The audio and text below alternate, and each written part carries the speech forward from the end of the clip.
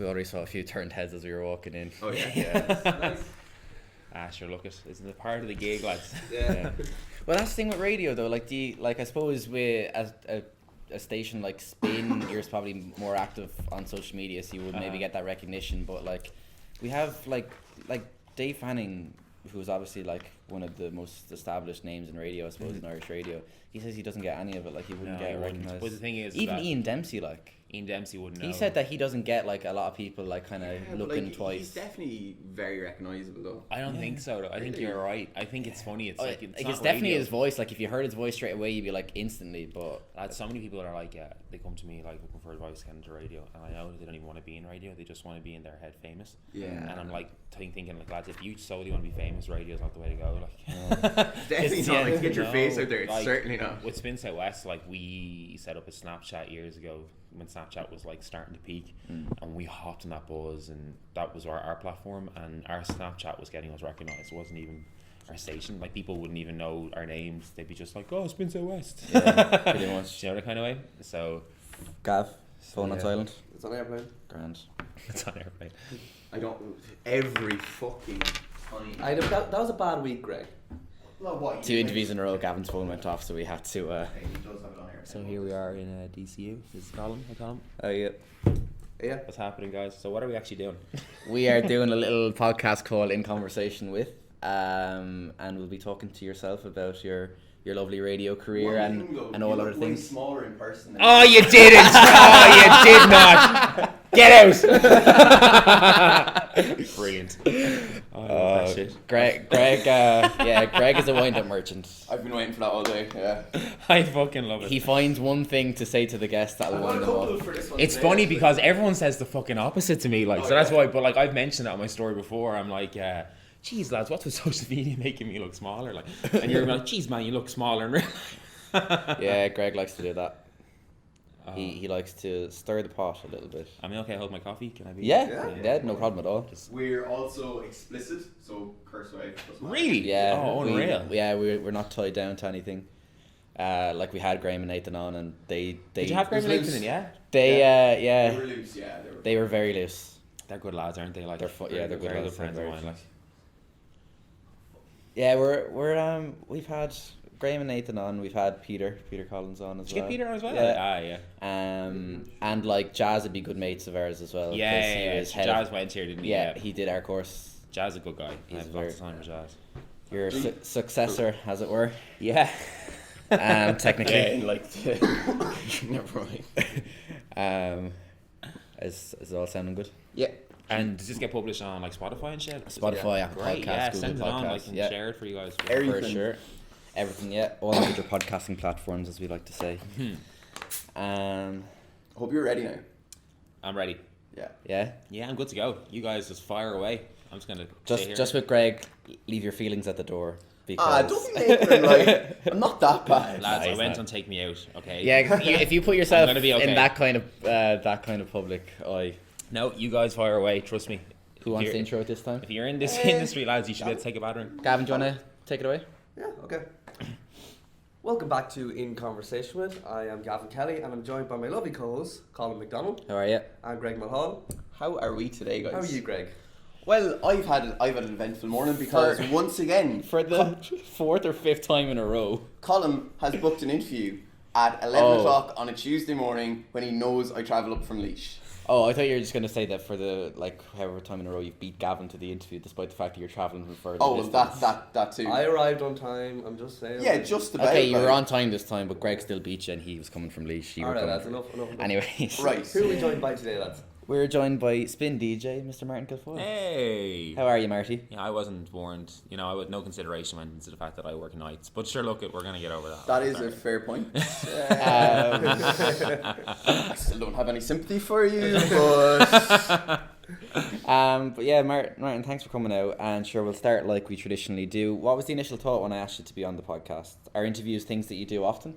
Absolutely, yeah. I think when I look back to when I started out doing the work that I do now, if anybody said yes to do anything, I would have been so happy. So I promised myself that if I ever half made it in doing what I was doing, that I'd say yes to absolutely everything and try help as many people as possible. Fantastic, yeah, and I suppose that is something that we've heard quite a lot from our guests, is that once they get into a position of, success, that they want to give back to those who are trying to get there as well, I suppose. Right, so we'll take you back, Marty. Oh no. Oh no. So was a career in radio / broadcasting always something that you had in mind for yourself? No, it really wasn't. I was so keen on basketball when I was a teenager. Was knuckling down the leaving cert to try get like 1 million points these days to do something decent. And I was looking to do law or business, and my mum's a barrister. I had the kind of idea in my head from her. But yeah, no, one night I was just like studying away and I was listening to the radio, and there was some guy on 98 FM. Can we beep that one out though? Can we beep 98 FM out? Yeah. No, I'm only joking. And he was having such a good time, and I can't remember who it was. And I just kind of paused and looked at the radio, and I was like, God, that'd be good crack, wouldn't it? Like, and that was kind of a moment where I was like, all right, we'll give this a go and try get there. Yeah, so initially... Wait, so what did the parents say? The parents now... Your mum's a barrister and you're like, I want to go to radio. The funny thing about the parents was, this will give you an idea. I remember when I got my first car loan, and I got the full amount, and I came home with a car that was a third of the value of the loan, filled with DJ equipment. So you can imagine what was going on there, as they're like, oh God, we've lost them. We've lost them. But they know now that was all for the best. Like, so yeah. So the radio, and we'll get onto DJing as well, did that come before or after you started in DIT? Both of them were before DIT, so it was kind of like an in-between period. The DJing thing was an in-between period. I went to Lanzarote on a holiday and didn't come home. This was a leaving cert holiday, wasn't it? There's about 7 of us over there, and I was just like, I was in the club, like, and look, I had a couple of apple juices, and I was looking up at the DJ. His name was DJ Coco Loco, and I thought, with a name like that, he's doing great. Like, and I just thought, wow, fuck it, I'd love to do that. And I went up to him and I was like, this is like so funny, because he was probably like, I was like, hey man, like, you're having such a good time, I'd love to do that. As if like, he's probably been at it years, like, he's worked so hard, he's trained and stuff, and he's like, this guy thinks he can just walk in, but he was so nice, and he was like, yeah, come on, like, I'll get you a bar gig, and he let me play in the decks when the club wasn't open and stuff, and that was kind of where it all started from a DJing point of view. And he had a similar enough start then to radio, because you literally just rang up somebody. The station, yeah. Like, I was so cheeky when I look back at it, but I think it's like one of those industries where it's like, so many people want the gig. So many people want to do the job because obviously it's so much fun. And I think that if you don't really, like, I tell people when it comes to even emails and stuff, I'm like, annoy me. Like, annoy the fucking shit out of me, because, like, you're not being a pest. It's just so many people can be contacting you that you just always want to be on the top of their list, Colin's a bit like that, Yeah. Persistent, to say the least. Persistent is the word. But like, use, people think it's annoying. They're like, oh, will I send an email again? Like, I've already emailed them. It's like, of course, like, if you want the job, like, you got to do it. Yeah. So, yeah, I rang up a radio station. I just said, hey, I want to be on the radio, and they brought me down straight away. And yes, so that was out in Lucan, Liffey Sound FM out in Lucan. Yeah. Oh, I owe them so much. I really, really do. And what did you do when you first went in there then? They put me on air. So there was a guy called Fran, and he had his own show, and Fran Walsh was his name. I have no idea what he's doing now. He doesn't seem to be on Facebook anymore, but he kind of put up the faders, and he just kind of brought me in to talk to me, and I did one link there and then, and I just drove home. I was like, like 18, 19, had this big buzz. I was like, oh my God, radio's great, like, and yeah, they brought me in there, gave me my own show called Fun Radio at Marty G. Still cringe thinking of the name, but it was Fun Radio. And yeah, that was it. Liffey Sound really gave me that kind of platform to kind of go in and kind of get my voice out there. Yeah. So it seems you were thrown to the deep end at first. See, you'd think that. Yeah, it didn't feel like that though, because I was so keen to do it. And I think that when he was like, come on, we'll stick you on air, I was kind of like, it felt like the initial was like, oh yeah, this is the deep end. I was like, but if I really want this, I'm going to have to just go do it, like, and even when I sent my first demo into Spin, like, they were like, look man, not gonna lie, but this is actually pretty shite. The guy, James Davids, like, he doesn't work for Spin anymore, but he was a great guy. He was so honest. He was just like, look, to be honest, this is really poor, but I just happened to stumble across it. He heard potential, and it brought me in for like a week internship, and that led to my first job with Spin. Like, so it's funny because people did fuss so much over their demos, and they're like, oh my God, I need to have this here and this there and that there, and yeah, people did say that, but I look back to the time that I sent the worst demo ever, and I wish I could find it, like, I really do. And it still worked out okay because I find that people do see your potential rather than what you're doing right now, you know, the kind of way. And you started in spin around 2010? Spin would have been about 2010, yeah, that was when I did. And how old were you when you went in? I would have been 20, 21, yeah. Young, and I suppose it kind of. Like I'm 29 now, lads. Like I know I look like I'm 21, but I'm not. Like. Yeah, I mean you're probably an elder statesman compared to the rest of the lads. Oh in there. God! Well, we're not going to talk about Steve K. You don't embarrass him. Oh yeah. But it's funny because I went from being like the youngest to being one of the oldest in such a short space of time. But I think that's what that kind of sums up what spin is all about. You know. That kind of way. Are you worried now? No, not at all. God, No. if Steve K can do it when he's 60, sure, I still have another like 35 years. Fair enough. He'll kill me for saying that. I don't think he's 60, is he? No, he's No, not. he's obviously not 60, Craig. I was like, jeez, he looks well. Not to put him off ever coming on the podcast No. now. It's like, Jesus I know Christ. he'll take it as a joke. He knows it. But yeah, at the same time you were studying in DIT. I was, yeah. Was that just to appease the parents now, the international business? So? No. Like I knew deep down I needed some sort of paper because when it rains, you know, you need to like shelter your head and all that jazz. Like that was all I had in my head. I was like, I'll use a degree if it rains to kind of cover my head. But other than that, I knew I wasn't going to use the degree straight away after. Like it was funny because Trinity came back to me and like my history exam was miscorrected by 25 points, so I didn't get my first choice. They just left out an essay for the crack. Like, no big deal. There's only 3 essays on the paper. Did anybody do history? Yeah, I did did. 3 yeah. essays. They corrected 2. I was like, cheers, lads. I obviously was the last one on the bunch, and they're just fed up at that stage. must Like, have been. but because I went up in the points, I got my first choice in Trinity. But Trinity were like, no, it's full. Wait till next year to start. And wow, my path would have been so different if I had gone there. Now that I think about it, like What was the course in Trinity? business, economics, and social science. Okay. That's nice. And I Best, hate yeah. this is not putting DIT down because I got my honours degree and I'm happy about it. But I just feel like if I was in Trinity, I wouldn't have had, we'll say, the spare time. Yeah, probably not. to do the radio. And the We can DJing. relate to spare time. Yeah. Communication students, you know. Yeah, this- I this- have heard a thing or two about communication students. Alright, I'm sure, take it easy. I'm sure Jazz has told you all about it. So yeah, I decided to stick with DIT because they offered me a basketball scholarship, and yeah, it was funny because like my second choice was to do a course that was you're good, okay. Was to do a course the points difference was so big compared to the one that I wanted, and I was like, why did I put all that studying in? God damn it! Like, but yeah, no, it was funny like how it worked out in the end. Yeah, I suppose it did work out in the bed. You spent some time in the sunny southeast. I did. Where I'm from, yeah. Is that where you're from? Yeah, I'm from Waterford, yeah. I love Waterford so much. So tell me a little bit about your time there. So you worked with Beat 102, I 103. did. So this is where, you know, the whole thing of pestering people really came into play. So a job came up in Spain full time, and I was like, I want that job. I'm sick of driving a pink Mini around Dublin. They're not as pink now. Like There's a bit of black in there. They now, used to yeah. be really pink, Yeah. and I was just like this like little spinny driving around. Like, and I loved it so much. I really did. But I really wanted to be on air full time, and I knew there was a full time job coming up in Spain, and I showed interest in it. I was like, I really, really want this, and the PD called me and they're like, look, we're giving it to someone else, and I was like, look, can you just tell me who got it, so at least I can, like, you know, not compare myself to them, but to at least kind of know, okay, well maybe I'm a different presenting style, or I look different, or I don't know, whatever it was. And they told me that a lady called Treyzan got it. Treyzan O'Reilly. Treyzan O'Reilly, yeah. And I was like, well, I wasn't going to compete with her because we're 2 different genders, we look different, we sound different. Like, in my head, I was like, that's fair enough. But I was thinking, like, who is this Treyzan O'Reilly? And I Googled her, and she was on Beat 102, 103. So within 5 minutes, I had sent my demo to Beat. Because I was like, The same well, one from the first not time. the first one. No. I wouldn't be quite. here talking to you now if I did.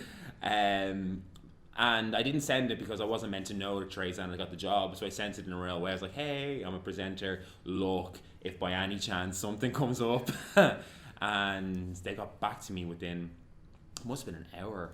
Gabrielle, the CEO, was like, we'd love to talk to you. And it literally felt like it went from being told I didn't have a job to being told I had a job in Waterford in the space of like 2-3 hours. Like, And were you ever any bit hesitant about you're a Dublin chap born and raised? Yes, I was a little bit, but at the same time, it's like I listened to some of my favorite national radio broadcasters, and like even okay, yeah, I understand regional radio. They do want you to kind of, you know, be somewhat relatable to the audience, but from a national point of view, you've got people from all different backgrounds on national, so it's looked at a little bit, but it's not as, you know, how can I put it, like say scrutinized as what people might think it is. You know, I wouldn't be worrying about Beat that would be too fairly much. similar in structure to Spin anyways. Oh, big time, yeah. And then even when I went to Spin Southwest, though, the very first text that I got there was, "Hey, you lost." So then I was like, "Oh god, maybe Limerick won't take to me as well as Waterford did." But no, I didn't really worry about that at all. And Waterford is great. I don't know if you're from Waterford. I am, yeah. But anyone who I talk to who's from Waterford, and I'm like, I loved Waterford, they're like, what, really? Why? Like, I mean, yeah, why? What's Waterford has its charms. It also has other things as well. Yeah. No, it's just, sure. Tell me if that big fancy bridge, man. That's great. Like at night, it's so pretty. Yeah, I mean, whatever tickles your fancy, I suppose. Tell us some of your fondest memories of Waterford, then. Oh, like wow! I was living in student accommodation at first because I thought that I'd got a bargain for a 2-bedroom apartment. what's that place? Strawberry Hill is where I was. Oh, no, what's that other one? No, the other one that's coming under a little bit of fire. Yeah. At the moment. Oh, really? What's going on? What happened was they built student accommodation in what was a purpose-built residential area. As far as I'm sure, I'm open to correction, but for families. Oh. And they threw students in on top of that. Sorry, I've heard this. Yeah, that's isn't it? Oh, something. I can't remember. Templars. Templar. Templars. Templars. There we go. Templars. Yeah, There you I go. heard this. Templars, yeah. and yeah, there's massive kind of backlash at the moment because students are basically just causing havoc till all hours, and there's And families, there's families there with living young there, kids. yeah, and that wasn't advertised that it was a student I mean, Yeah. I have heard about this actually. Yeah. Anyways, we'll We'll talk about that when it's current affairs time. Yeah, we'll get to the current affairs section of the program later on. But yeah, so tell us about So Waterford. yeah, Waterford was so much fun. I spent time in Strawberry Hill, which was student residence, moved out, then went to Ardkeen, which was right beside where Beat is. But Beat were so nice to me. Beat knew that I kind of had this kind of a bold streak in me, and they kind of let me go at it and kind of tugged me back every now and again. I don't even know where to start with some of the things that I did on air down there. I remember I changed the opener of the news jingle. And it was funny because we had this guy called Andy. He was coming in and doing like group air checks. So he was just like, external consultant that would come in. He'd be like, "Hey, I've been listening to your show. This is what I think you should do differently." And I didn't know he was coming in to do me the day after. And of course, he comes in and I was like, "Man, like, well, I don't remember doing anything too ridiculous." And I had that one thing, but I was like, hardly like the chances of them picking that one link. It was like the news jingle. So if anything, I would have thought that they would have skipped ahead away from that. But no, he played it from the top of the hour, and instead of being on air, online, and on your smartphone, I had it as on air, online, and on your mother. And I just sat there with my PDs beside me, who tried to not laugh. He tried not to laugh because he wanted to be professional, but he said he found it funny at the same time. He said he spat a sandwich out, but he still found it okay. And he just kind of paused and was like, "What was that?" And I was like, "Well, you see, I just like to kind of, be a little bit different here." A little bit different, yeah. So that was one of my fondest memories. Another memory of mine is when they gave me a daytime slot. Research had come out that 65% of females actually struggle to say the word vagina. Like, they can't physically do it. It makes them feel sick. Like, they're like, vagina, and they just go, ugh. And I was like, right, well, let's see how many of my listeners can pronounce the word vagina. And I found out that 100% of my listeners were able to say it no problem. But then the phone calls came in, apparently people giving out about that their 6-year-old, 7-year-old in the back of the car was wondering what a vagina was. And I was just like, not being funny, but like, she probably had one. Like she was going to have to learn what a fucking vagina was someday. Eventually, But no, I can get why that was a little bit too much as well. But then I was like, it's a word in the dictionary. Like, it's not like I cursed, it's a vagina, Oh no, when you say daytime, like, what was your slot? At that time I was covering lunchtime, so it was at 1 to 3, so they were saying that it was like, people collecting kids from school and stuff. And look, I could have done a lot worse, I think, with that link, but yeah, that was another fond memory of mine that caused a little bit of the phones rang after that one. Yeah. I actually did a bit of work experience in Beat and did you? WLR when I was in TY, mainly WLR. But I actually was on air for a few links as well. I was on air with Ollie Carroll. Ollie is He's the a man. gent, absolute so much gent. time from you walk into the building and you could be in the worst humour ever, and Ollie will look at you and go, "Hey," and you'll just go, Oh my god, I feel I bad. think, I and feel so like much from our better. previous interviews, we talked to the likes of Ed Smith and Fergal Darcy about Tony Fenton and how he kind of brought this aura into the room whenever he walked Yeah. into the room. Like the room would just get brighter, and he had this deep booming voice That that was was just Ollie, made yeah. for radio. It's the exact same with Ollie. Like he walks into a room and like everybody just gets happier. I think it's just Yeah, this he's crazy. got that radio voice that you think he can't talk like that in real life. In But he person. talks like that, And he was really does. he was the it. nicest guy ever. Like he let me as like a scrawny little TOI student go on air and do links for songs. He asked me to preview the upcoming Champions League fixtures that were on that evening That's as well. amazing, Like yeah. I was shitting it at the time, but it was actually class looking back on Yeah, it. no, it was so much time for him. He made me feel so at home when I went down there, big time. Yeah, even though he was on the dark side, as they call it down there. Were you doing much DJing when you were in Waterford? Yeah, I was at that time. It was really starting to take off. So I had a couple of residencies in Waterford. I was traveling up to Dublin for residencies there. Where were the residencies yeah. in At Waterford? the time, I was in the Foundry. Oh, The Owl Foundry, The Foundry. Is that which still going? No, it is, it's but it's factory. It's underground. called It's Factory factory. now. Oh, okay. Yeah, that closed down before I was of an age to enter nightclubs. Oh, really? So I Really? was never You Oh, actually. now I Yeah. feel old. Jeez, you I- must be 12, are you? Like, No, it closed. I think it closed down when I was like 16 or 17. yeah. So I never actually was in the Foundry. I've been to Factory since Factory. Yeah, it's actually a lot different to what the Foundry was. I had some great nights in the Foundry, but there was another club. I only played in it recently enough. Actually, it's now called Project. It was Yeah. called, I think it called Eclectic. Oh god, I can't remember what it was. Yeah, I only know it as Project now. Crystal. Sorry, where am I going? Yeah, It was yeah, called it was Crystal for a while. actually, yeah.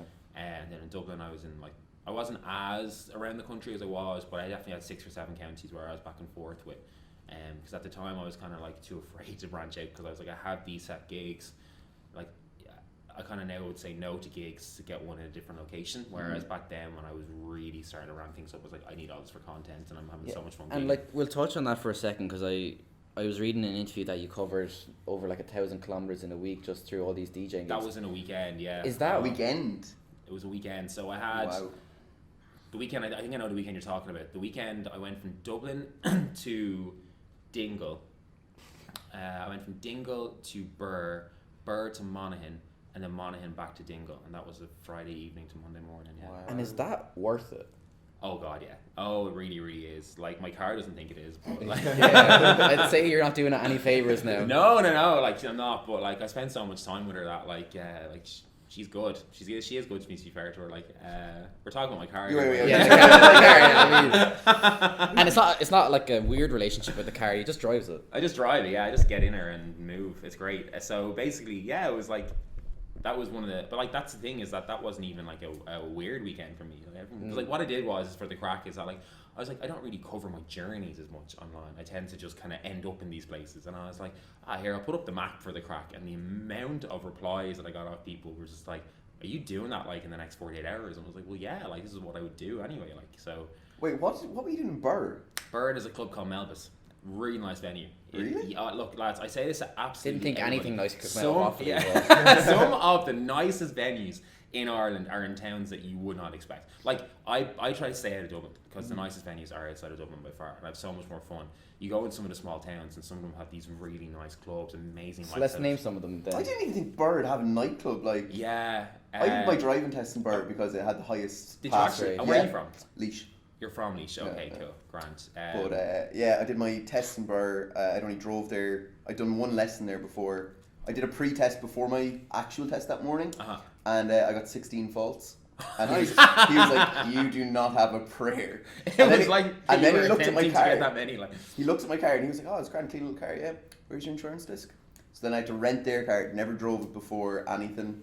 Came in and I was the first person that morning, and I was getting zero crack at the tester. Like I was trying to like stir up a Nothing bit at all, of, yeah. and nothing. So he goes, pop the hood there.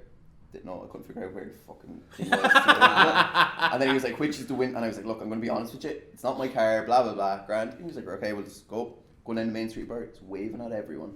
I said, "You're local, yeah. Born and reared, hurled here and all." No And way. once you found out that he was a hurling man, we you just- ran we with just it. chatted. You got him dead, yeah. We just chatted hurling, and he gave me 2 of like the minor faults for observation. That was it. And I got back You to passed? I got back to the Unreal. test center or to the instructor. I'd give him back the car. He was like, "How'd you get on?" I was like, "Not great. You know yourself." And he goes, "Yeah, I had a feeling you have a lot of work now ahead of you before you pass that test." Pulled it out, and he goes, "Fuck, must be handing them out today." No way, that is class. Oh, I love that so much. So you went to Burr, so you would definitely pass your test. Yeah. I was on my 3rd provisional and I'd never sat my test before. Yeah. And passed the first time. Here, that's a great excuse to go to Burr, if anything. Like Yeah. that. Well, like, hey, I'm going to go to that nightclub now. Apparently there's a nightclub now that you have to check out. Yes, what other venues then around Ireland? I enjoy Rockford's in Roscommon. I don't know if that rings a bell with anybody. No. No. Whereabouts are you from? Cavan. Cavan. I love the Imperial. Yeah, it's a nice venue. Yeah, Imperial. I really enjoy playing there. And a venue that I played in, I'd say 8 years ago in Cavan, outside of Cavan Town, Virginia. It was Lake. Oh, Club V. Club V. Yeah. Yes. I got there and I was like, this is in the middle of nowhere. It was really nice it setup. is. Absolutely. But they don't open it for clubs now. It's just for Debs. Okay. So that was one of those random venues that I was like, because it's not even in Cavan Town. It's like 20 minutes outside, is it? Yeah, Even more 20 even minutes outside. in Virginia. And I was just like, she's on my hair. It was like this real eerie lake and stuff. And I was like, oh, this can't be it. I went in and the club was just like, I was like, oh my God, this is it. Like, this is class. Leash, funny enough, Lennon's, they do a thing. Yeah. They do a thing where they open the back up, get this big stage setup going on. Yeah. And again, I was booked to play there, and I was like, I'm going to Duro and Leash. I was like, what do I expect? Got there, big stage, big festival setup. Yeah. Couldn't believe it. I was like, and this is why I tell people, I'm like, lads, sometimes Lennon's you is just a need to nice get setup, in yeah. your car and go away for a night to a random town. Like, you'd save money We've instead talked of going about out. that. We instead have, of going out and Dublin, like, we have discussed this before, doing that We sort knew, of thing. where did we say last summer? We Was said we were it- going to go was to Terry. We were going to go to Terry Yeah. somewhere, yeah. We still might this summer. Yeah. I mean, it's in the. We're going on like- holidays next week, Yeah. Marty. Oh, where are you going? Yeah, we're going to Krakow. Oh wow! I have yeah. a couple of people that I actually followed and there recently enough. They said it's such a good crack. Yeah. Yeah, we'll forward to we'll, it. we'll report back Are to you you. going to do a So. podcast over there?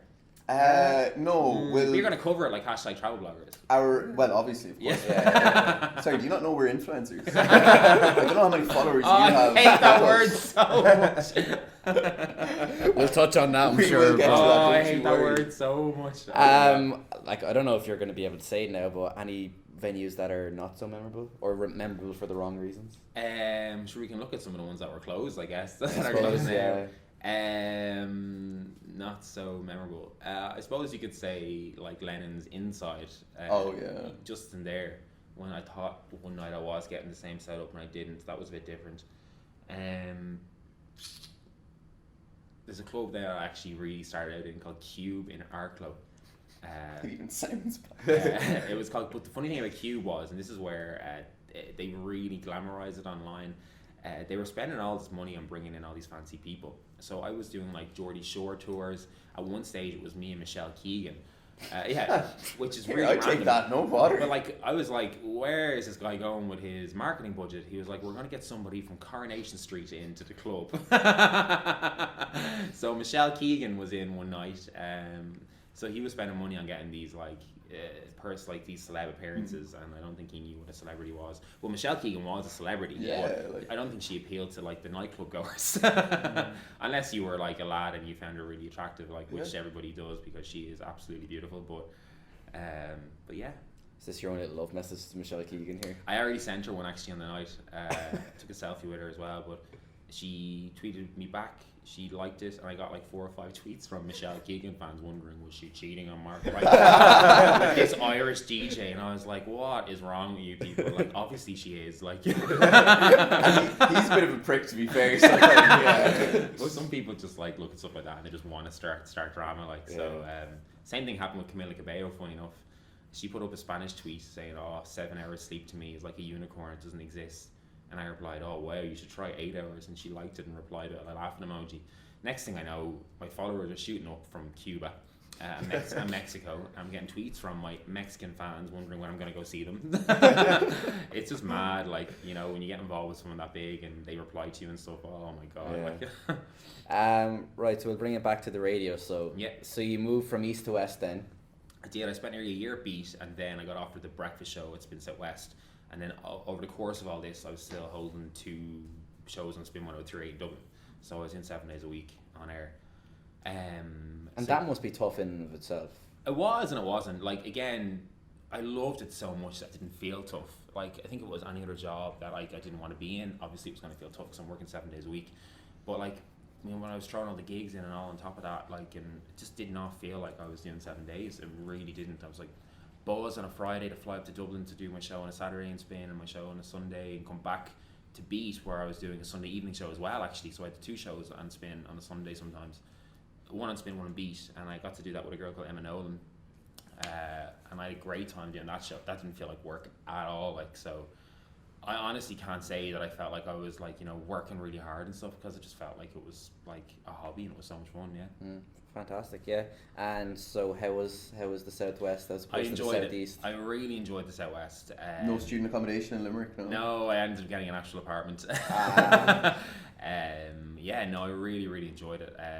The problem, I think I really shot myself in the foot though, was continuing to gig as much as I did. So the problem is that my schedule became a gig at night straight into the morning show, and then I was going to bed after that. Like, so that just got too much in the end. Yeah. Like, and I had to just pack it in because I really was enjoying gigging and I didn't want to give that up. But I was like, look, Communicore is a big company. The plan would be to go back to Dublin, maybe do stuff with Spin and still gig, and then Spin were looking after me in Dublin. So you did make the move back then to the Big Smoke? I made the move back to the Big Smoke then, yeah. I left Spin Southwest, covered CK for a while kind of Spin I think figured out what they wanted to do with me, and then funny enough, Becky Miller at the time handed in her notice for nights, so I did nights for 6 months, and then got moved to the Zoo Crew with my old pal Darren, which was nearly a year and a half. So yeah, and I suppose that's what brought you a lot of prominence, was the Zoo Crew. Yeah, the Zoo Crew, what a time. Oh wow. We had some good times. We killed each other, but we had some good times as well. Like, we were like two really good friends that really grind each other's gears, but had so much fun, so many laughs. Like, there'd be times we'd be in the studio till 10 and we just go out into the office and we'd just be sitting there for 2 hours, like, just laughing, like, at what? Like, I don't even know, like. So yeah. So what were some of the fondest memories? Any memorable Zoo shows, Crew. moments at the Zoo Crew? So many. Like, I wouldn't even know where So to start. you and Darren didn't actually know each other prior to... This is the funny thing. So I got a call asking me would I cover the Zoo Crew on the Bank Holiday Monday instead of doing my own show, which would have been, at the time, TRL. And I was like, yeah, no problem. And then I got a call saying, hey, we're going to stick in this girl Darren with you. And I was like, okay, that sounds fun. Like, looked her up. At the time, she wasn't like, you know, as super big as she is now, and I was like, geez, she's got some stuff going on about her. So that went great. And then when it came before that, she actually messaged me, and she was like, hey, we're doing a show together, do you want to meet for lunch beforehand? This was actually, apologies, before I'd looked her up. And the reason why I looked her up then was we sat down in a restaurant to kind of get to know each other. Like, it's nice little, I remember what I had or whatever she had, it's not important. People were just staring at me, and I was like, what the fuck is going on here? And she's just chatting away, everything's fine, everyone's kind of like looking around and stuff, and I was like, this is a bit weird. Anyway, just gonna ignore it. Like, I was like, obviously got a really bad haircut today or something. And I looked her up, and she had gone viral for her impressions videos, and I was like, oh my god, people know who this girl is, like, she's doing really well. And I knew of her because of the radio awards before. She did some work at iRadio and was a traffic reporter with AA Roadwatch. And I met her briefly at the Radio Awards the year before, but nothing too major, like, and that was the start of it. Yeah, we just kind of decided to put ourselves out there online as much as possible and had a good time doing it. And was it seamless, or did you have to work at it? So seamless. Like, I was shocked because I was so skeptical, like, and I'm sure she was too, and I've no problem admitting it. I was like, oh my god, they're just putting me in with this girl. Like, I was like, this could completely flop, like, it really could. But oh my god, we got along so well. We really did. I couldn't have asked for a better co-host on the show. Like, I've had so many co-hosts in the last like 8-9 years, and I kind of had a say in them, and I kind of knew them and stuff beforehand. But Darren was completely going in blindfolded, and oh my god, it turned out so well. Like, yeah, it really launched. I getting think really emotional now. Like, go grab some tissues there. When we were doing our research, like, the amount of stories that I seen come up, like when you and Darren eventually were moving on. Pause. Oh, great show, lads. Only does 30-second blocks, so we just 30 have to, seconds. or 30-minute blocks, so we have to reset the camera every 30 Oh, minutes. gotcha. Yeah. So. It's a nice old camera, lads. Do you want to rob us any equipment? You just... Yeah. Yeah, if there's any spare video recorders lying around, Communicore. I mean, we only got our Zoom like 2 weeks ago. We're in Marconi every now and then. Really. So. Are you in Marconi? Well, we've been there a few times for interviews. Oh, great! We were like we said. Oh, we were you with, interviewed the guys up there, did you? Yeah. Did they bring you into the little back studio? Ferg brought us into the main Today FM studio. Great. Ed brought us into one as well, and also Paul McLean said that he'd do an interview with us as well. Great. Every time we go in, we always run into Jazz as well. Yeah, it's without like fail. Live there. Yeah, He's always there. Because the last one we did was Ed Smith, and Ed obviously he was on with Matt Cooper, so we couldn't do it until like after 7 o'clock, whatever. So by the time we were finished with Ed, Jazz was on air. But we were leaving Marconi and we were getting the lift or whatever. Jazz just comes out and we start chatting away to Jazz for 5-10 minutes. And then Laura bursts through the door and says, Jazz, we just missed a link. Oh, And he just has to run back into the studio. I fucking love it. But yeah, without fail, every time we see Jazz. Yeah, I know. He's always there. I love him so much. That's kind of like it's a little game for us when we go to Marconi to see Who we're gonna see, who are we going to see. Yeah. The doorman. The doorman. We In always run Marconi. into Yes. Yeah. Yes. Good old Tony. and like we've ran He into. I think is the man. Oh, we played a game and we sat there. Everyone who walked in and out, we're trying to figure out who they are. Like it's a lot of the way that with a lot of radio kind of. Yeah. You wouldn't necessarily instantly. Know what they look like. Yeah. You know. So yeah, that was a good game. And we'd be guessing, and eventually Tony's put us out of our misery. He'd be like, that's them. Gotcha. Yeah. But yeah, like Tony's we've seen, great. like I think the first time we went in, we saw Muireann O'Connell, and then the second time we went in, she gave us like a strange look, like these guys here before. Should I call security? Oh, gotcha. Yeah. But yeah, it's always a little game that we've seen. Like we ran into a few of our former guests. Like we ran into Graham outside Marconi. I met him the last time we went to Ed Smith. Oh, you did as well, yeah. No, you met Nathan. Oh yeah, I can.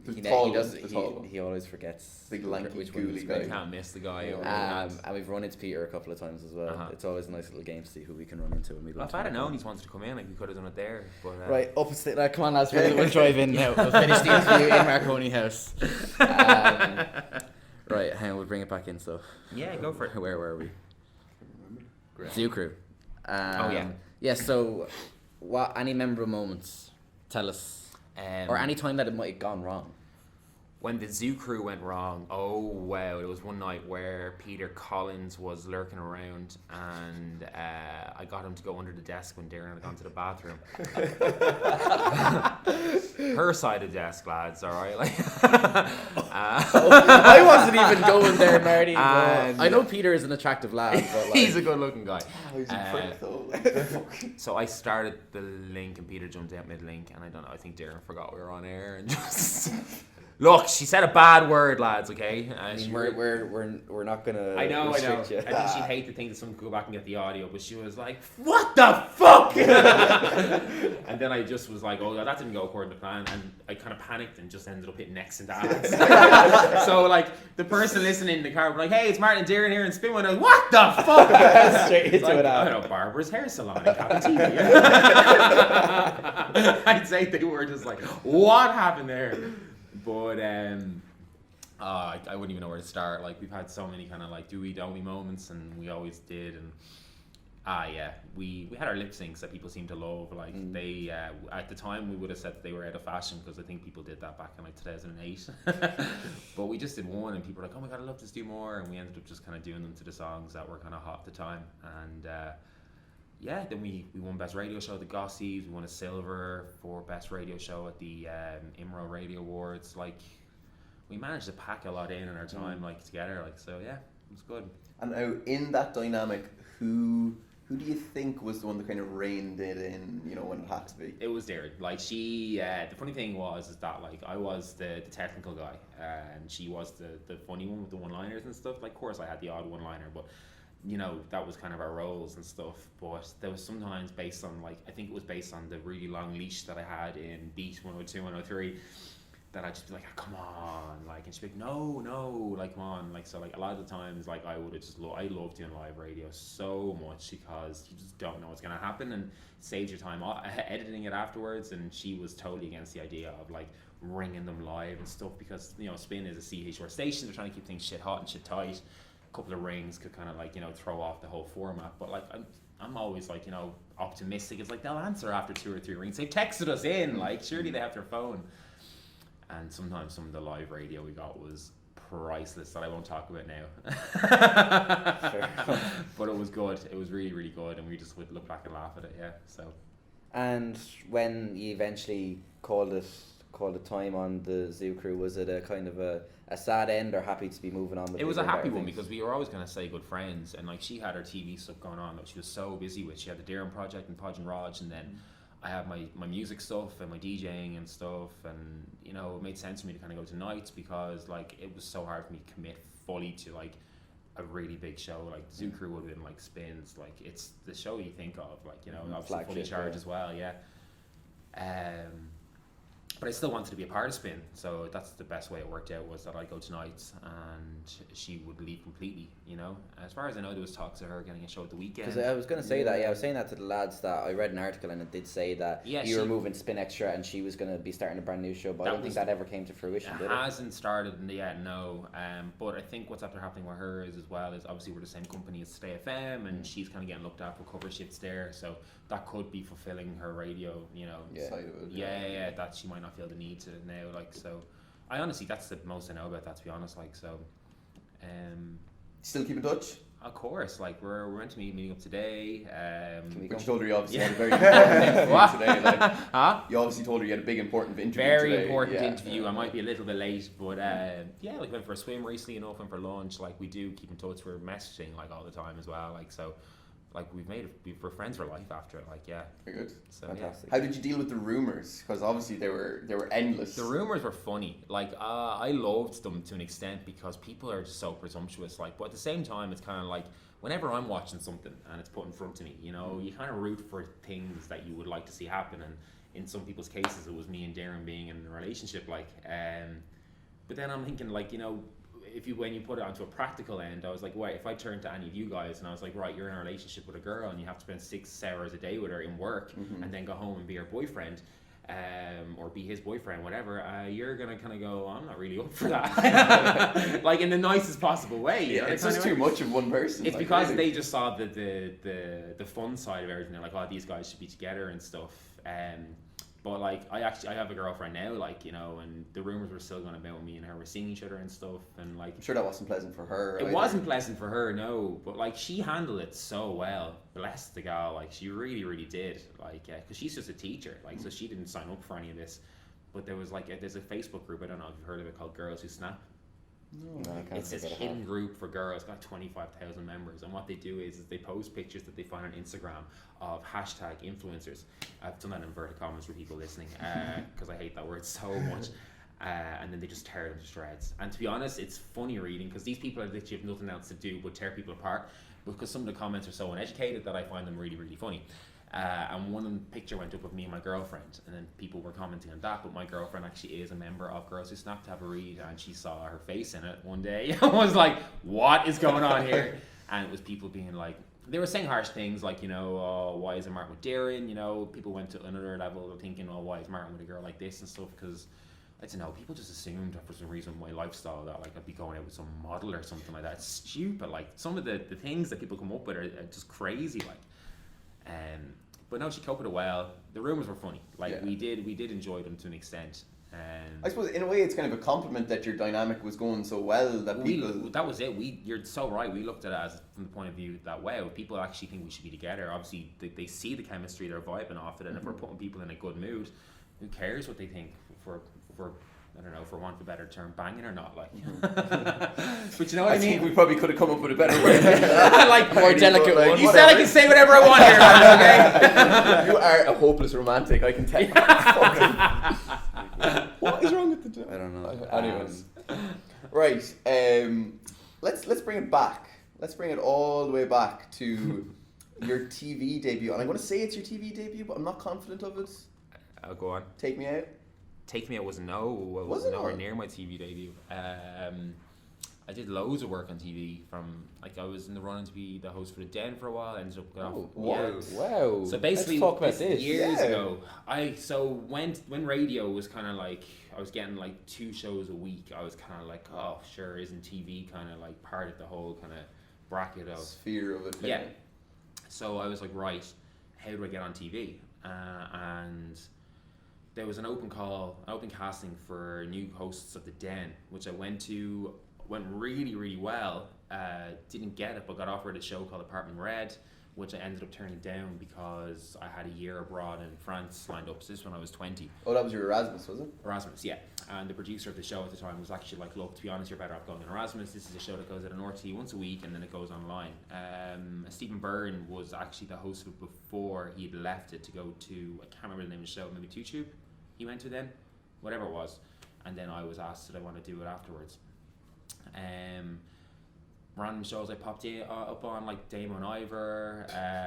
I I had a couple of roles on that. Republic of Telly, like there was random gigs I did. I was a barman on Fair City for a year and a half. Oh, I did. Okay, yeah, I did so know like that one. I was dipping in and out, but the funny thing was is that like I kind of knew that like that was all just kind of to be in there, you know, and I didn't want to be an actor. I was like, no, I can't be an actor, but these are stuff that are getting me in the building and kind of around the right people, so I'm going to say yes to most of the gigs. So yeah, I did some really random TV bits, and like so random that like my nana would be recording them and stuff, and she'd be looking forward to watching them back. And I remember one time I was like, oh my god, Nana, I got a line on Fair City today, you're going to love it. She was like, oh, what happened? I was like, oh, I had to hold the door open for somebody and say, there you go. But like this to me was huge because I was like, oh my god, they've given me a line, this is great. Like, and at the time I was in the bar, I remember it well, the World Cup was on at the time and the bar was full, and obviously, you know, everyone was there, I had to hold the door open for somebody, but they started the scene after the door opening, so I didn't even get my line in the end. It was so heartbreaking. My nana was so ready to see her grandson say something on Fair City, and it didn't come through in the end. Like, but so yeah, Take Me Out then came around when I was asked to do it. So you didn't apply? Look, you maintained no that, holds barred in this one. TV3 come at me, bro. Virgin Media. That's why I can say TV3 come at me because they're not around anymore. So this is a story that I don't. So we did get to go to Leinster House. Are you going to tell it today? I am going to tell it. We were off this tour by Joan, but we actually had to leave. Yeah, but it's no bloody use anyway, because the best parts of it are closed down for restoration. I was asked. You know, I mean, the Senate is a spectacular room, it's stunning. It was the Duke's ballroom and picture gallery, and it is stunning. It has plasterwork that I identified as being by Michael Stapleton. The Leinster House Authority tried to make out it was by the LaFrancini brothers. It certainly was not. Couldn't possibly. Nobody who knew anything could say it was by the Francinis. Now you can see where this is going. I remember. Can you figure this one out? There's a picture starting to be painted. So I was like, they could do oh my things god, in them I could actually days, go on but they this couldn't show. do them nowadays. Oh no, they haven't So you got don't have to talent. deal with Oh yes, rejection. they bloody Rejection. have. But Half the the funny thing ceiling was was that when taken I went down on in and I the saw previous Nathan, I was restoration like, and put right, back man, by she's young like, Irish stucadores. No lights went off. So it can be done. Oh, fuck, wouldn't it be David, it's fair to left say me now there that- now. I was like, oh shit, this is going better than I thought it was going to go. Keep your energy Obviously, at Nate this left stage. her light Yeah, on. how do you maintain the grow? Well, I love it. I love the Senate. I mean, at the moment, That's really disappointing. No, but it's actually better watching now. in I only watched Charlie this morning Flanagan. again. It's better watching them. There you go. Good leash. Yes, I tell people and we have spoken for over 100 hours on the Shane Ross Judicial Appointments Bill, and we're determined to try and hold it up and stop it in its tracks if possible. I live in North In the last session, yeah. I mean, tried to guillotine. match. I want to look at some maybe And illegal I put betting down or most assist betting or, you know.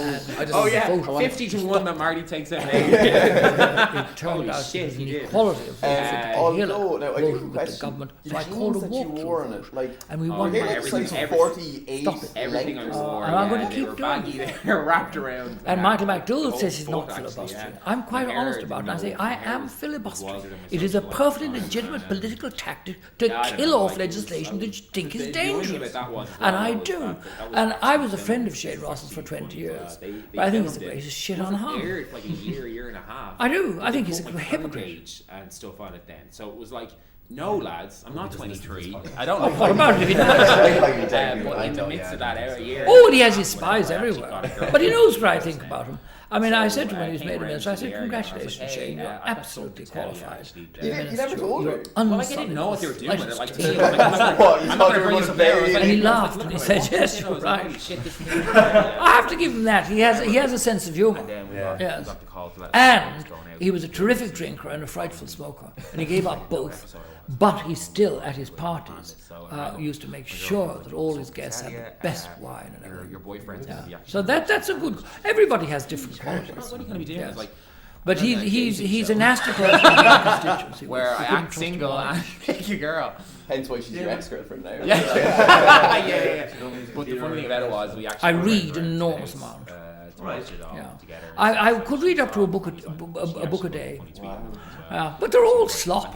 You know, I don't exercise my intellect particularly, except occasionally Like, well, I mean, mostly what I read How did is Mum and Dad American detective fiction. Take Me Out. Yeah. Oh god, I Yeah, actually I like can't remember. Yeah. Wasn't too Lee bad. Child. It wasn't too bad. No, No, like it I really watched wasn't. it. It Fox was TV, PG Classic enough. TV. Like, yeah. It really was. Yeah, it's about I noticed when I came They're here. definitely it's about better 40 years than old. some It's of the half a grade tube. But, And I have an even older one in the kitchen that's black and white, portable. Yeah. Very good. Anything else? Just relax. Well, I watched this. You see, when you came in, I was watching Rumpole of the Bailey. Have you seen Rumpole? Oh, he's wonderful. Yeah. An Australian actor called Leo McCann. So yeah, no, it was a And funny experience. it's It really wonderful. was. And Wonderful does she stuff. read this Cross-examination. He's Yeah, very she is. Did you irreverent. know that one? Did you know Hates that I one? didn't know that though. No, Oh. I honestly didn't know that. So it's a good Quotes job I didn't ask Wordsworth me, all the because time. if that had Yes, been it's very said, I'm like, interesting. oh, crap, maybe Very I don't know like what the crack Yeah, is here. we've asked this question. And she's a most of our guests. We do get some She's from great Leach as responses. well. Yeah, she is. David's in particular. David, 3 guests living or dead that you didn't I invite. do. Connor as well. Yeah. My music hobby. He's from Leach. James From Joyce. I was going to say he's Yes. a shoe-in, yeah. Raoul of Wallenberg. Personnel have been good to me. Elaborate for me. Yeah. Raoul Yeah, Wallenberg was so far, Swedish You haven't roasted me yet, like during so. the I mean, last wait days for of it. Oh, it's coming. But, and he saved between okay, so 10 we've and danced 100,000 around the Jewish word a people couple of by times going already, but I'm bringing it up now. unarmed So, onto the trains, taking them to Auschwitz. influencers. Oh, And It's something issuing that them you've Swedish already passports. stated grinds your gears a little bit. He was a word wonderful man, because, and he disappeared understand after the they have to war. have, like, He was a captured by character. the I Russians, just hate the idea of and seeing they Brad denied having him. But it eventually came out. Said he had died in I assume that 1947. you're He taking certainly exception to didn't. because you yourself and He possibly lived others that you've worked well with into the get called this word, 1960s is and it? Well, people call themselves appalling so, that he was just like, people abandoned. actually call themselves And influencers. I And discovered what- why. what is your actual job? Because What you do? I They was say, asked my job to is to influence the do decisions of others. And I'm just like, that's just to talk right with the You know, kind of way to make Swedish people cultural attaché in London, who was over here. And he wanted to talk about James Joyce, don't like that and I at said, all. okay, Um, as long as I can whenever talk to I him get a about call from Wallenberg. people saying, hey, So we're I did, male and there was a influencers, film or made about straight away say Wallenberg no, by that I'm a Richard DJ, Chamberlain, starring or as they want to be in a Wallenberg. conversation that they can. Because it's like, And he said, well, what did you think of that film? And I said, well, I thought it was a bit chocolate boxy. I was glad it was done, but I thought it was chocolate boxy. And particularly the bit where Chamberlain jumps on a train carrying this Hungarian countess with a rose between his teeth and 2 bottles of champagne. I said, I didn't think that was a bit credible. Oh, not at all. I said, well, Wallenberg wasn't innocent in the movie. I wouldn't call And I that left an that pass influencer me. either. Then I But said, they what could do you be. mean? I don't understand He why wasn't someone's an innocent. influencer. And I because said, they have a he certain said, amount of followers. just that. He Like, wasn't I innocent. could watch somebody I said, say do you mean he was I'll gay? And he said, oh, get yes. Domino's and go, fuck it, I'll get a Domino's. And that's why he was forgotten. Are they an influencer? That's why they Technically, abandoned you know? him. So Do you have You maybe know, an there was that alternative? prejudice at that I time. definitely don't. I And think- I even think his family there's did some nothing for stigma him. around it, like, you know, Um, people seem to dislike people. It was utterly shocking, but I never said that in my campaign because I knew that once I said that he was gay, they say, you see, that's why I was interested. But it wasn't. I was interested in him long before I heard that. Yeah, and the third one, who would the third one be? Maybe the Dalai Lama. If you've worked hard, if you've worked I've met the hard, Dalai you Lama are, many you times. do have a great Yes, following, and yes. you're doing the job And you love. Why would you I had a brag falling yourself out as with an him. influencer? Only David Morris.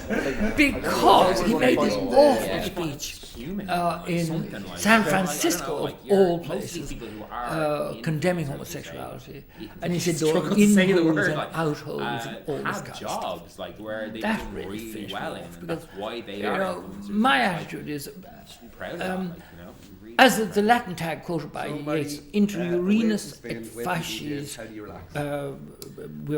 we are born between pissing and shitting. And that's absolutely true. You know, and the penis is used for pissing. You know, so what about it? Who gives a shit anyway? And a lot of people think the best sex is dirty anyway.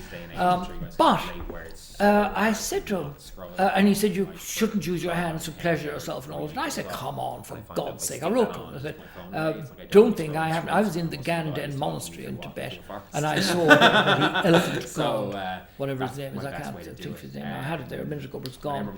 Having the most colossal wank, and the sperm squirting all over the ceiling. I said, who are you fooling?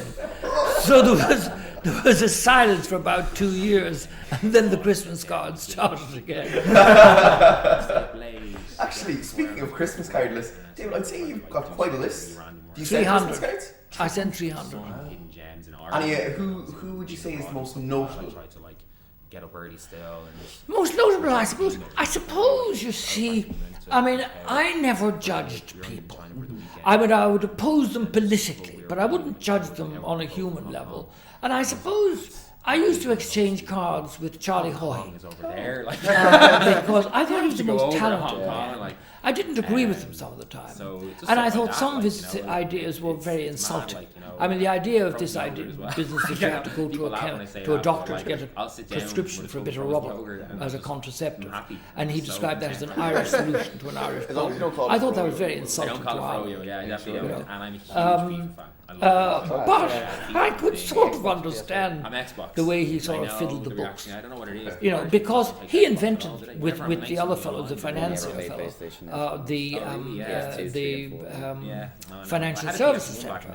And I took great delight in pillorying that and laughing at it and joking about it and making a pig's ear off it and all the rest of it. But he was 100% right. And it earned hundreds of millions for the country. And I suppose he probably thought, well, I'm entitled to be finder's fee. My percentage of it. Obviously, I was like a bandwagon United fan until then, but when I went to Leon and started going to games, and then would you Benzema had actually left obviously Leon, perhaps maybe your secretary writes cards, or would you personally? Oh, I write them. Oh, really? Oh, I write them. And during elections, I won't be able to do it anymore because we don't get the envelopes anymore. They've cut it down. We used to get 3,000 envelopes in the Bernabeu. Now we get 250. So yeah, they've cut it down. I used to write. I used to save up the envelopes, and I used to send out 65,000 hand-signed, personally addressed. Okay, we're going to talk about some more now. I letters. think French League is basically just kind of a ramped up. When I say personally addressed, I mean the computer addressed them personally, but I signed them by hand. And I used, if I saw a name I recognised or thought of something to say, I put something down. I remember there's one. Penalty from, was it? Beaker. Yeah, it was a fellow in Cornwall. I think he's going to stay though. And he lived in a house called Toad Hall. So I wrote, I said, I'm delighted to see Toad Hall is still inhabited. How are my old friends Moley and Ratty? From the window, Toad Hall. And there was another one, there was a woman called Avril Bennett. And I wrote her, I said, dear Miss Bennett, I do hope you vote for me. You're my mother's best friend in Alexandra College in 1919. Oh, yeah, I was happy to shove it in the post, and then I looked her up again, and I saw that she had graduated in 1983. So she was unlikely to be flattered by the thought that she was my mother's best friend in 1919. Just 64 years. Yes. David, any vices? Do you have any vices? Masturbation. I think we're all guilty of that at times. Some more than others. Oh, don't make me laugh. I'm sure I have lots of vices. This podcast is going to come out after the Not at the moment. Take that little snippet. No. Just the name and In the shit. sense For that prediction. I let's talk a little bit about music, man. I don't obviously Spain is I would have just a joint. Okay. Definitely not a cigarette. Oh, I love it so much. And I just kind of puff it and blow it out and all this kind of Like a cigar or something? Yeah, so I don't think it does me a huge amount of damage. But I give it up from time to time. My ex, Ezra, poor old Ezra, he's had an awfully rough time. He's been persecuted by the Israeli government because he's an Israeli Jew who supports the Palestinians. And they're always arresting him on trumped-up charges. And the Irish newspapers put Norris's lover on murder charge. And then they never reported when it's thrown out by the judge. But he was beaten and in jail and all this kind of stuff, and he had a stroke. So I had him over, and he smokes terribly heavily. So I brainwashed him out of smoking. Okay, how did you manage that? I said to him, "No smoking! No smoking!" I think if Colin was a smoker, I think that might have done the Yeah, I think I'm pretty much scared out of it. And I said to him, "Do you want to die? You've already had a stroke. You know perfectly bloody well." And I said, "I hear you from my room, coughing your lungs out all the time." My mother, by the way, had a wonderful story about friends of hers in Cambridge in the 1920s. One of them was a vet, one of them was And I'm not going to say any more about that. And the Anglican divine in the making smoked like a chimney, was coughing all the time. His friend said to him, "You'd want to watch out. If you don't stop this smoking, one of these days you'll cough your guts up." And she said, "Oh, come on, what absolute rubbish." Anyway, they got him well stewed with drink, put him to bed, and the vet had that morning dissected out the liver and lights and lungs of a large rabbit. And they put it to bed and they put the lungs in the tooth glass beside the bed. And the next morning they were waiting for him to come down the stairs, and he came down and they said, "Oh, you're looking a bit green around the gills." I can't see the end of this crowd, like, so. He said, when you told me that if I didn't stop smoking, I'd cough my guts up, I didn't believe you. I couldn't credit it. But last night it seems to have happened. But with the help of God and a toothbrush, I got them all back down again. Yeah, so what other ones did you have? Yeah, that'll do too. Favourite country David, I really like China. Any pins around the house that you're particularly proud to have, or things that are noteworthy? Yes, I'll tell you. I have, those prints are very good. They're contemporary prints. He does now. The great cartoonist of the 18th century. It's the Rake's Progress. We had a track there on Armada, what I call the Sunny Base. This is something that and I have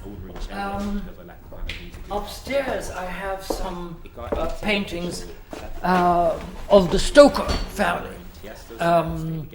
They were a big medical family in Dublin in the 19th century. There were at one stage 11 Stoker doctors, all related to the medical reference. And one of them in the 18th century, Bartholomew Stoker, was a painter. And I have a number of his pictures. So I like those. And of course then there are 17 or 18 portraits of myself of varying quality. One of them, Stoker's, by the way, one of them wrote Dracula. He was a cousin of my grandmother's. Brown, yes. And they organised a big conference about Dracula in Trinity when they made a book of the city, and all the relations came over here, and they had afternoon tea here and all that, and inspected the portraits and so on. And a grandson said to me, that was all frightfully interesting, all this academic stuff, but a little bit over my head. He said, my grandfather told my father what actually happened was, because he was agent for but like the song hasn't been released yet, but I promise you I'll send Irving had a first night, and Stoker himself went off out on the Skype and had an enormous meal of dressed crab washed down by gallons of champagne. H got in touch and wants to get the song on his show. All night, like, you sent Brown was tossed around the bed with belly aching in the morning. H is Tiesto. So I got back on the bed, I was like, oh man, hey, really, I have to. So I rather like play it. Just have it. Please do whatever you want with it, That I like. And then I have a painting by a fellow called English, painting that I bought. I rather liked it. He's not going to sign off things as yes, but then of course either would Ben. I would have thought that at the end you'd have some sort of like a sign off that was like yes, those. Well, I quite like port. I used to drink whiskey, and either one of the best whiskies was Paddy, which is a very ordinary whiskey, but it's very nice. Very, very good whiskey. One of the best whiskies is Mitchell's. The management, they've looked after like a liqueur. They haven't even told me yet, so I'm like waiting for the call this week. But I hardly drink at all now, because I had the cancer. And that was the result of the presidential election. I asked the surgeon. He said, nobody actually cares, Larry. The stress your acoustic set. Well, if you're going, you see, my liver was already going weak. to I did a job C-sessions in 1994 for the government as a kind of roving ambassador in Eastern Hey, Europe. we need somewhere to stay for EP. I live like 5 Scandinavia. 5 miles away. I love when you say that to a job that And it seems turned like out I got so some far very away. peculiar. Like in Leash, that is as close. I just love how you like obviously in Leash you do things by the miles. How long would Well, funnily enough, I don't know. I don't know how long I had it.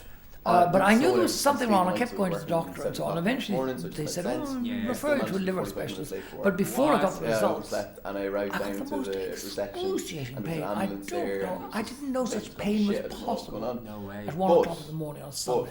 We also have And I I said, I can't do the doctor this time. I'm like, lads, So we I got beds to stopped stay it in. way eventually after 20 so minutes. yeah, Then I fingers came crossed back, this and week then I'll went get away. it. And then I came back, and I said, oh God, I played at EP 7 last o'clock in the year. morning I'm going to have to ring. So Last they year. said, get into hospital at once. Stage, that was So I went great across the too. road to Yeah. Murray. How's that for Connor actually? And I rang the bell, and Hometown kind of- she was Connor, it was a locked big in deal by for Connor, mistake 'cause, by like, her that would've husband been who a left local for the gig office down in early, Longitude, and she was so jumping up and down saying, oh Longitude Jesus, was oh Jesus, close and I got to another the attack and I fell on the ground. So there I was riding around on the ground and Murray jumping up and down. So So eventually I got to the hospital, and happens to be long so I'll tell you the longest that's 3 the thing, minutes it in was a the big deal world for him, and again, we got are the great 3 little minutes you crowd, wait between the writing of the prescription for so nice to morphine be there. Like, and really delivering nice. it. We got a great song Yeah. on Friday. Which one But once I had the morphine, I was great. Oh, yeah, I top of the world. enjoyed wonderful stuff. And I'm high as a kite under the influence of morphine. I went sailing off down the corridor on a voyage of discovery. And suddenly I was jumped on by this female. And I said, unhand me, you trollop. How dare you? I wasn't near the bank. It's not my gun. They're not my fingerprints. I'm an Irish citizen. I demand the right to go to the European court. So I said, what do you think you're doing? And she said, I'm protecting your modesty. I said, there you are. You see, you're a liar as well. How could you possibly protect something that has never existed? I've never been modest. I kind of just knew what I wanted to do. And I just kind of felt like, No, yeah, great fun. And the same when they were doing one of the early operations, And one thing as well was the getting surgeon came down. I'd just been hooked up to the anaesthetic. on radio and the best thing And that I ever did. I was beginning to waft off, and he said, "How are we this God, morning?" like, radio is And you know they shave you, they put on little frilly things on you. And I said, "Bloody gorgeous, wouldn't you agree? I put on my frilly knickers just for you." The sound they like, they know they can go to a different station where. I enjoyed hospital enormously. Yeah. And I have to say, I cannot speak highly enough for the Irish Health Service. It's wonderful, wonderful, wonderful. Once you get in, and it's not easy sometimes to get in, but I was treated as a public patient for the liver cancer. Yes, you have to be, because it is a public operation. And that's grand, as far as I'm concerned. But both the public and private were absolutely wonderful. And you see, one of these people don't appreciate is the utter selfishness of a huge number of Irish patients. Today on the way up, The number of appointments, hundreds of thousands each year in every hospital that are missed. This morning, You know, what the hell are they at? Wasting people's time like that. And then complaining about it. And thankfully we're just over an hour in, and Martin is still here, so it's obviously fun. No, lads, honestly, thank you so much for having me. College. It's an absolute We'll compliment. bring it to college now, just for we'll end on this. Go for it. So for our first year down to, I'm actually a mature student. I'm slightly older than you lads. Yeah, take a shot every time Greg tells What was the it? podcast. Yes, exactly. And How old are you? Okay, Uh, before I answer that question, 26. I knew I very had bang on. to Yeah, basically. so I didn't Yeah, really pay attention to the order. So when I we was all came to talking Dublin. about The two lads were the first college experience, and all three of us ended up in digs. So Colin ended up in Do you family. have the answer? Oh shit! Actually took him back for a It second was. year. I remember Gavin she had was red hair, she had, in like the lip the- piercing. yeah, she did, in the guitar. Oh Big my fringe, God. and he Big moved fringe, to yeah, the yeah, house. that Okay, was- actually, I was surprised you brought Whereas I lived in digs in Marine. I know what you were going to say. What were you trying to? What were you Oh, trying how to lovely. just make sure that like when I'd say you were a great company Like, for create him. a bit of tension. I think we were both between the good. two. I was When like, you this is said- all Is for he still show, alive? Marty. Yes. Good for him. Anyway, I'm going to visit Five. him after. Oh, how So, lovely. Oh, How I lovely. haven't seen him in a couple of weeks. I've been busy with my new job. Emma! Oh, God, it was Emma, We'll probably have a yeah. Really can or nice two girl Guinness. as well. Good. Oh, my God. Now, similar to yourself. That's Greg's last common impression on you Yeah. now. It was like, Better than my first. Yeah, in fairness. This has been He In says it is Conversation one with of Martin his Guilfoyle. Thank few, you very much for listening. See you next indulgences in life. Well, at 90, it's Yes. hardly going to do much damage. That's exactly what he says. Yeah. So, and he actually maintains that the Guinness has helped him live as long as he has. Guinness is good for you. You see? Yes. And he is also fond of a drop of Jemmy. Mm. He likes Jemmy Chaser now. David, do you see any development in the housing crisis? For we actually personally know quite a few people who were accepted to courses here in Dublin and had to defer. No, I don't. I do not. Because, first of all, the government's more or less invited in the vulture funds. Mm-hmm. I think they should be excluded by law from this country. Really? I do, yes. And I think the cuckoo fund's exactly the same. Mm-hmm. They should be kept out. Michael Noonan, who's a very decent man, and I often agree with him, he said that they were very good, that vultures are useful, they pick the flesh off the corpses. But these people are not picking the flesh off the corpses, they're picking flesh off the living. Mm-hmm. Yeah, and I have to say, I despise 1916 and everything it stands for. Really? I do, yes, absolutely. But what would those people that we've recently been celebrating think about an Ireland in which, after the campaigns of the 19th century to get rid of eviction, we have eviction, and it's welcomed in this country. I think that is an absolute betrayal of everything that Ireland stands for. But it's continuing, and it's getting worse. And they say, nobody died of it. Yes, they bloody did die of it. The number of suicides as a result of financial pressure and evictions and all this kind of stuff. And that's one thing I would have done as president. I would have gone in the state car with the flags on it and parked outside the house where they were evicting people and protested as president of Ireland. I did it down the road here. Really? Yes, when a woman was tried to be pushed out of a house she'd lived in for 60 years. Wow. I find it absolutely shocking, shocking beyond belief that this is tolerable in this country. Whatever about people who bought houses for investment and apartments and all this kind of stuff. No, your home should be inviolate, I think. Yeah. Well, it's so rampant, but it's nearly become the norm now.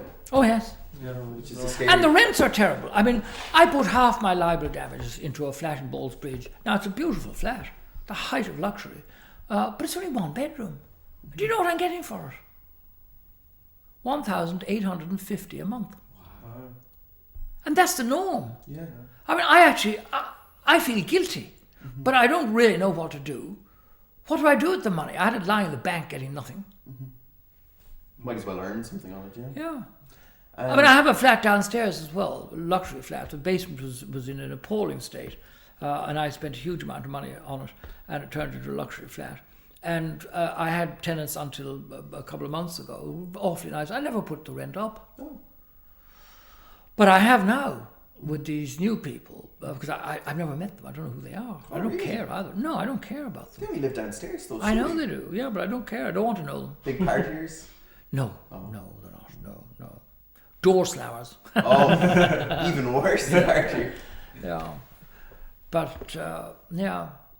I mean, I believe in the ideal of communism, from each according to his capacity, to each according to their need.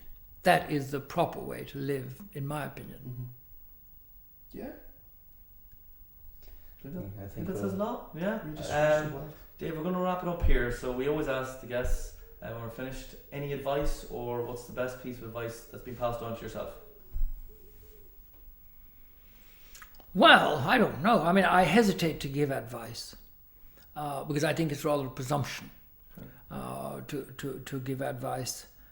But the one thing I remember, my grandmother, when I was very small, and we were reading A Tale of Two Cities, and she told me about noblesse oblige. And she said, the thing about this, what it means in simple terms is, if you have something, whether it's a material possession or something like that, and you have more than you need, it's your obligation to share it with other people. And I think that's a good principle. Absolutely. Yeah. To live by. I think it's very good. Yeah. And once you switch the camera off, I'll tell you a little bit more about that. Well, the camera actually has gone off. Oh, it's gone off. All right, but then I'll tell you.